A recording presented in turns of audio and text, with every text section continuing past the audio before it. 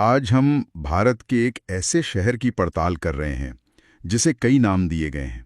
भारत की कोयला राजधानी, काले हीरे की भूमि। हम बात कर रहे हैं झारखंड के धनबाद की। और ये नाम सिर्फ कहने के लिए नहीं है। धनबाद असल में भारत की औद्योगिक और आर्थिक शक्ति का एक पावर हाउस है। बिल्कुल। हमारे पास जो स्रोत हैं वे इसके इतिहास, अर्थव्यवस्था, शिक्षा, यहाँ तक कि इसकी चुनौतियों की भी एक परत दर परत कहानी बताते हैं। और हमारा मिशन भी यही है कि इन स्रोतों से वो कहानी निकालकर सामने रखी जाए। ये समझना कि धनबाद सिर्फ खदानों का एक जाल नहीं है, बल्कि इससे कहीं ज्यादा है। हाँ बिल्कुल। तो चलिए इस शहर की गहराई में उतरते हैं। हाँ, क्योंकि धनबाद को समझना मतलब भारत की ऊर्जा सुरक्षा और औद्योगिक विकास की कहानी को समझना। ये शहर सिर्फ कोयला नहीं खोदता, ये देश की अर्थव्यवस्था की नींव को मजबूती देता है। तो कहाँ से शुरू करें? शायद इसकी जड़ों से, इसके इतिहास से? बिल्कुल, वहीं से शुरू करते हैं। चलिए सबसे पहले इसके बनने की कहानी समझते हैं। हमारे स्रोत बताते हैं कि धनबाद हमेशा से एक अलग जिला नहीं था। नहीं, बिल्कुल नहीं। इसकी जड़ें पुराने मानभूम जिले से जुड़ी हैं, जो उस वक्त काफी बड़ा इलाका हुआ करता था। सही बात है। इसका आज का जो स्वरूप है वो कई पड़ावों से गुजर के बना है। इन स्रोतों में एक बहुत दिलचस्प टाइमलाइन मिलती है। अच्छा। पहली बड़ी हलचल हुई 1908 में। 1908? हाँ, जब जिले का मुख्यालय गोविंदपुर जैसी एक छोटी जगह से हटाकर धनबाद लाया गया। ये अपने आप में एक संकेत था कि पावर सेंटर बदल रहा था। मतलब अंग्रेजों को भी समझ आ गया था कि इस इलाके में कुछ खास बात है। बिल्कुल। और फिर उसके ठीक 20 साल बाद 1928 में इसे एक पुलिस जिला घोषित कर दिया गया। पुलिस जिला, इसका मतलब तो यही हुआ कि यहाँ कानून व्यवस्था एक बड़ी चुनौती बनने लगी थी। हाँ, और ये चुनौती सिर्फ अपराध तक सीमित नहीं थी। ये इस बात का भी संकेत था कि ये इलाका आर्थिक रूप से इतना जरूरी हो गया था कि सरकार को यहाँ अपनी पकड़ मजबूत करनी पड़ी। कोयले का कारोबार बढ़ रहा था, लोग बाहर से आ रहे थे, एक नया समाज बन रहा था। अच्छा।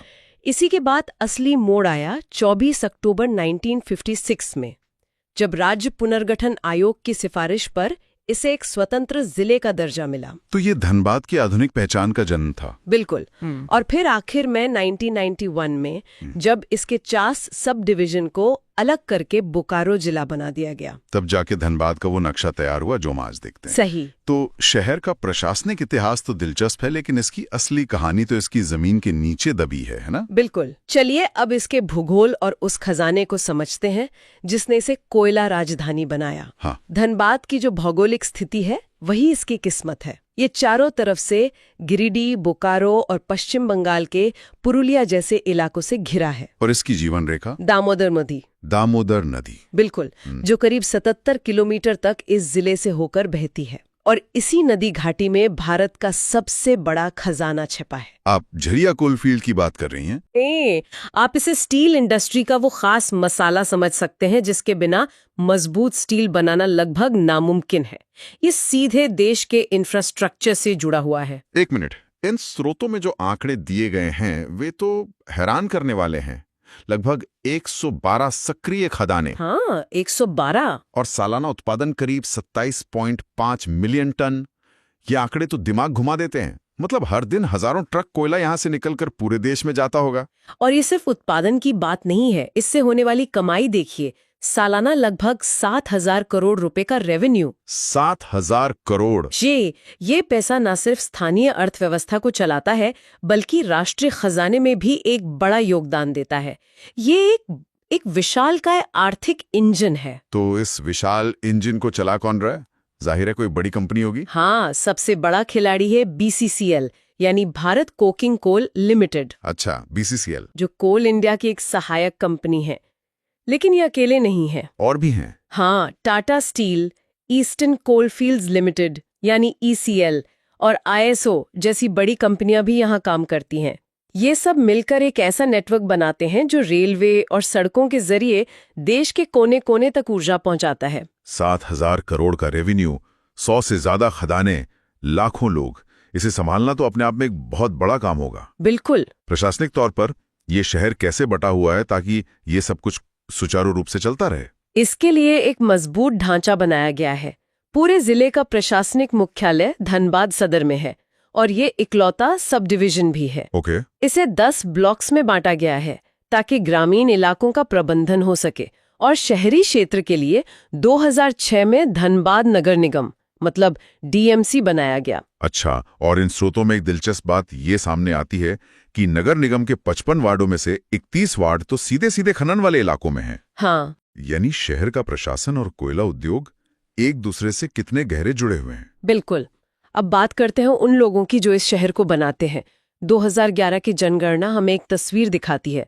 करीब 27 लाख की आबादी, 27 लाख, और जनसंख्या घनत्व 1316 व्यक्ति प्रति वर्ग किलोमीटर, जो दिखाता है कि ये काफी घनी आबादी वाला इलाका है। और यहाँ की भाषाई विविधता पर नजर डालें तो हिंदी सबसे ज्यादा बोली जाती है, लेकिन उसके ठीक पीछे खोरठा है। हाँ, खोरठा, जो यहाँ की एक स्थानीय भाषा है। फिर बंगाली और उर्दू का भी अच्छा खासा प्रतिशत है। ये जो भाषाओं का मिश्रण है, खोरठा, बंगाली, हिंदी, उर्दू, ये अपने आप में एक कहानी कहता है।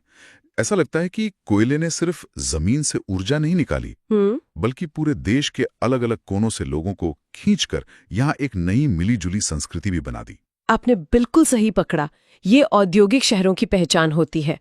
लोग काम की तलाश में आते हैं और अपने साथ अपनी भाषा, अपना कल्चर लेकर आते हैं, और धीरे धीरे एक मेल्टिंग पॉट बन जाता है। सही बात है। यहाँ का समाज उसी का एक उदाहरण है। अच्छा, एक धारणा यह है कि धनबाद मतलब सिर्फ कोयला, लेकिन इन स्रोतों में ऊर्जा का एक और रूप भी दिखता है, जल विद्युत। हाँ, पानी से बनने वाली बिजली। ये एक ऐसा पहलू है जिसपे कम लोगों का ध्यान जाता है। बिल्कुल। दामोदर नदी पर बना मैथन डैम, जो टाटा पावर और दामोदर वैली कॉरपोरेशन यानी डीवीसी का एक जॉइंट वेंचर है। अच्छा, वो दक्षिण पूर्व एशिया का पहला भूमिगत पावर स्टेशन है। पहला भूमिगत पावर स्टेशन, ये तो बहुत बड़ी बात है। जी, ये इंजीनियरिंग का एक शानदार नमूना है जिसकी क्षमता 63.2 मेगावाट है। और पंचेत डैम भी है, वो भी दामोदर नदी पर ही। हाँ, उसकी क्षमता 40,000 किलोवाट है। तो ये शहर जमीन के नीचे से कोयला भी निकाल रहा है और बहते पानी से बिजली भी बना रहा है। ये तो ऊर्जा उत्पादन का एक डबल इंजन हो गया। सही कहा। और ये दिलचस्प है कि जिस कोयले ने धनबाद की अर्थव्यवस्था की नींव रखी, उसी ने यहाँ ज्ञान की नींव भी रखी। कैसे? देश को खदानों के लिए बेहतरीन इंजीनियर्स चाहिए थे, और इसी जरूरत से जन्म हुआ IIT ISM जैसे संस्थान का। इसकी कहानी तो वाकई शानदार है। 9 दिसंबर 1926 को वाइसराय लॉर्ड एर्विन ने इसकी स्थापना की। हाँ, और प्रेरणा ली गई थी लंदन के मशहूर रॉयल स्कूल ऑफ माइन से। मकसद साफ था, माइनिंग और जियोलॉजी में एक्सपर्ट्स तैयार करना। ऐसे एक्सपर्ट्स जो भारत के खनिज संसाधनों का सही इस्तेमाल कर सकें। और आज देखिए ये संस्थान कहाँ पहुंच गया है। 2016 में इसे IIT का प्रतिष्ठित दर्जा मिला।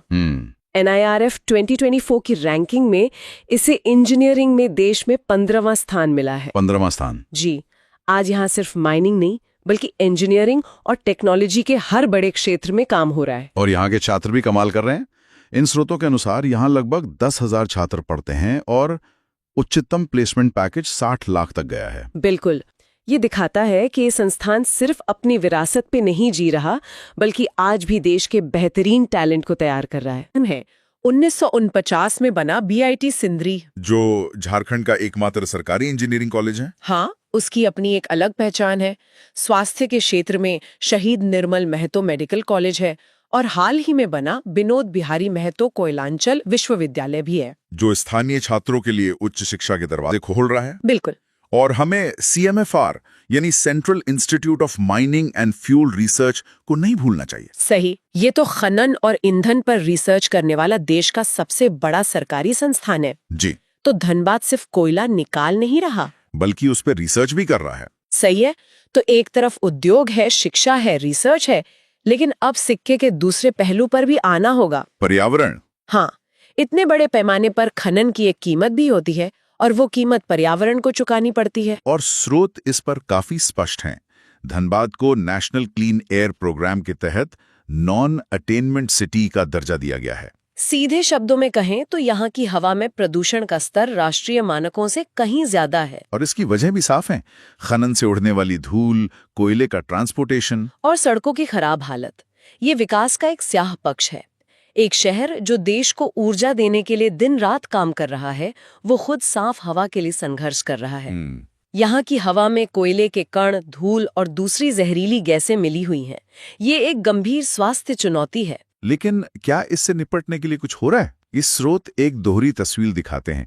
एक तरफ समस्या है तो दूसरी तरफ समाधान की कोशिशें भी नजर आती हैं। कोशिशें तो हो रही हैं, जैसे सस्टेनेबल माइनिंग की तकनीकें अपनाना, ताकि पर्यावरण को कम से कम नुकसान हो। और वो फॉगिंग कैनन भी तो है। हाँ, धूल को नियंत्रित करने के लिए फॉगिंग कैनन का इस्तेमाल करना, जो हवा में पानी की बहुत बारीक फुहार छोड़कर धूल के कणों को जमीन पर बिठा देती हैं। और ग्रीन बेल्ट का विकास भी। बिल्कुल, शहर के चारों ओर पेड़ पौधों की एक पट्टी विकसित करने की भी योजना है। लेकिन एक सवाल मन में आता है, क्या ये फॉगिंग कैनन और ग्रीन बेल्ट, क्या ये वाकई इतने बड़े पैमाने पर हो रहे प्रदूषण से निपटने के लिए काफी हैं? देखिए, स्रोत हमें बताते हैं कि ये कदम उठाए जा रहे हैं, लेकिन उनकी प्रभावशीलता पर एक बड़ा प्रश्न चिन्ह है। समस्या जितनी बड़ी है उसके मुकाबले ये समाधान अभी छोटे लगते हैं। एक लंबी और मुश्किल लड़ाई है जिसमें टेक्नोलॉजी, नीति और इच्छा शक्ति तीनों की जरूरत पड़ेगी। सही बात है। इस पूरी औद्योगिक और थोड़ी धूल भरी तस्वीर के बीच क्या यहाँ घूमने फिरने के लिए भी कुछ है? हाँ, ये जानकर शायद कुछ लोगों को हैरानी हो, लेकिन यहाँ पर्यटन के भी कुछ केंद्र हैं। मैथन डैम एक बहुत लोकप्रिय पिकनिक स्पॉट है। अच्छा, मैथन डैम। लोग इसे माँ का स्थान भी कहते हैं, क्योंकि यहाँ एक पुराना कल्याणेश्वरी मंदिर है। ये डैम सिर्फ घूमने की जगह नहीं है, ये बाढ़ को रोकने और बिजली बनाने का भी काम करता है। और दूसरा पंचेत डैम है। हाँ, वो भी दामोदर नदी पर है और यहाँ से पंचेत पहाड़ी का नज़ारा बहुत खूबसूरत दिखता है। इन स्रोतों में इसका आकार बताया गया है 22,155 फीट लंबा। ये भी अपने आप में इंजीनियरिंग का एक कमाल है। बिल्कुल। तो ये डैम एक तरह से औद्योगिक परिदृश्य के बीच राहत देने वाले नखलिस्तान की तरह हैं। आप कह सकते हैं। अब किसी भी औद्योगिक केंद्र के लिए एक और चीज बहुत जरूरी होती है, कनेक्टिविटी। हाँ, सामान और लोगों का आना जाना। बिल्कुल, अगर आप आसानी से ला ले नहीं सकते तो उद्योग चल नहीं सकता। और इस मामले में धनबाद की स्थिति काफी मजबूत दिखती है। धनबाद जंक्शन तो ग्रैंड कॉर्ड रेलवे लाइन पर है, जो देश के सबसे व्यस्त रेलवे रूट में से एक है। हाँ, यहाँ से दिल्ली, कोलकाता, मुंबई, चेन्नई, हर बड़े शहर के लिए ट्रेनें हैं। और सड़क मार्ग की बात करें तो NH-19, जिसे हम सब GT रोड के नाम से जानते हैं, और NH-18 दोनों यहां से गुजरते हैं। ये सड़कें इसे देश के बाकी हिस्सों से बेहतरीन तरीके से जोड़ती हैं। तो अगर हम इस पूरी चर्चा को समेटें तो धनबाद की तस्वीर काफी जटिल और बहुस्तरीय नजर आती है। ये सिर्फ कोयले की खदानों का शहर नहीं है। नहीं, बिल्कुल नहीं। ये शिक्षा, ऊर्जा, संस्कृति और चुनौतियों का एक संगम है। यहाँ शक्ति मंदिर और बागमारा का रामराज मंदिर जैसे आस्था के बड़े केंद्र हैं, जो शहर की औद्योगिक पहचान के साथ साथ उसकी आध्यात्मिक पहचान को भी जिंदा रखते हैं। तो आज की इस पड़ताल से हमने समझा कि धनबाद की पहचान कोयला राजधानी से कहीं ज्यादा गहरी है। ये एक ऐसा शहर है जो भारत की औद्योगिक रीढ़ है, लेकिन साथ ही अपनी शैक्षिक विरासत और सांस्कृतिक पहचान को भी सहेजे हुए है। हाँ, यह भारत के विकास गाथा का एक जीता जागता प्रतीक है। एक ऐसी जगह जहां प्राकृतिक संसाधनों का दोहन, आर्थिक प्रगति की चाह, शैक्षिक उत्कृष्टता की आकांक्षा और पर्यावरणीय जिम्मेदारियों का बोझ, इन सब के बीच एक संतुलन बनाने की निरंतर कोशिश जारी है। हमारे स्रोतों ने हमें धनबाद के अतीत और वर्तमान की गहरी झलक दी, लेकिन यहाँ से एक सवाल भविष्य के लिए भी उठता है, और वो सवाल बहुत बड़ा है। आप नवीकरणीय ऊर्जा की बात कर रहे हैं? बिल्कुल।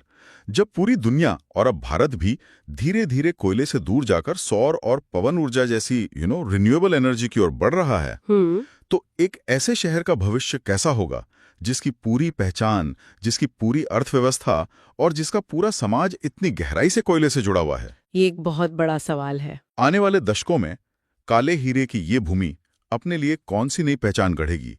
ये एक ऐसा सवाल है जिस पर हम सबको विचार करना चाहिए।